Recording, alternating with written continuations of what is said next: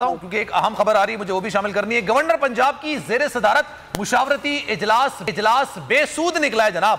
पंजाब में इलेक्शन की तारीख का तयन नहीं हो सका।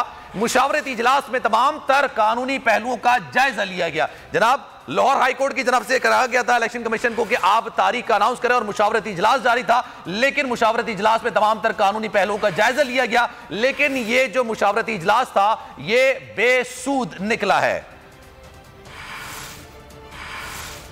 आरिफ मलिक हमारे नुमाइंदे हमारे साथ मौजूद हैं, तफसील उनसे जान लेते हैं।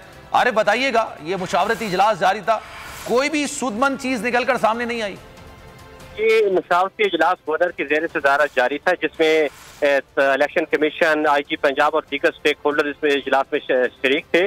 और इस इजलास के बारे में सेक्रेटरी इलेक्शन कमीशन का कहना है कि तारीख का कोई भी फैसला नहीं हो सका और जो हमारी इधर गुफ्तगू हुई है वो हम इलेक्शन कमीशन के चेयरमैन इलेक्शन कमीशन को जो है वो बताया जाएगा कि यहाँ पे आज क्या क्या गुफ्तगू हुई है और कौन सा डिपार्टमेंट हमारे साथ तैयार है, कौन सा डिपार्टमेंट हमारे साथ तैयार नहीं है। ये तमाम तर गुफ्तगू उन्होंने की है और ये भी कहा है कि जो तैयारियों के हवाले से भी उन्होंने कहा कि हम पहले इन तमाम जो मरूजी हालात हैं इनको इसके बारे में इलेक्शन कमीशन को आगाह करेंगे, उसके बाद तैयारियों के हवाले से भी हम अपनी जो है इलेक्शन कमीशन अपनी स्टेटमेंट जारी करेगा। तो लिहाजा इस वक्त जो इजलास जो है वो खत्म हो गया और सेक्रेटरी इलेक्शन कमीशन का ये कहना है कि इस इजलास के अंदर तारीख का तयन नहीं हो सका। अलबत्ता जो IG पंजाब ने कहा कि सिक्योरिटी दे सकते हैं, ये इजलास के अंदर IG पंजाब ने गवर्नर पंजाब को कहा कि सिक्योरिटी के मामला वो इलेक्शन में देख लेंगे।